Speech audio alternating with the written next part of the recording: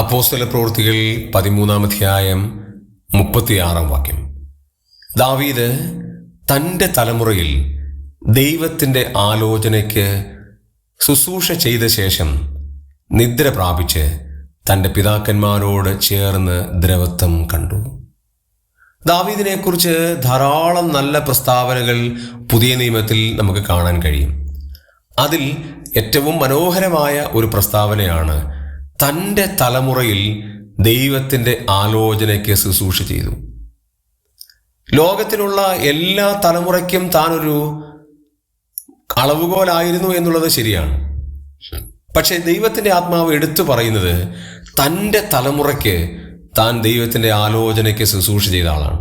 അതുകൊണ്ടാണ് ദാവീദിനോളം വിശ്വസ്തനായിരുന്നില്ല, ദാവീദിനോളം ദൈവത്തെ സ്നേഹിച്ചില്ല എന്നൊക്കെ രാജാക്കന്മാരുടെ പുസ്തകത്തിൽ, ദിനവൃത്താന്ത പുസ്തകത്തിലും നമ്മൾ വായിക്കുന്നത്.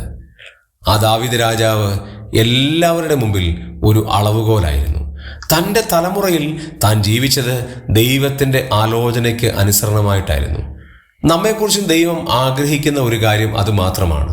നമ്മുടെ തലമുറയിൽ നാം ദൈവത്തിൻ്റെ ആലോചനയ്ക്ക്, ദൈവത്തിൻ്റെ ശുശ്രൂഷയ്ക്ക്, ദൈവത്തിൻ്റെ കാര്യപരിപാടിക്ക് കൃത്യമായി ആലോചനയ്ക്ക് അനുസരിച്ച് ജീവിക്കുന്നവരാണോ എന്നുള്ളത് ഒന്ന് പരിശോധിക്കുവാൻ ദൈവത്തിൻ്റെ ആത്മാവ് നമ്മെ സഹായിക്കട്ടെ.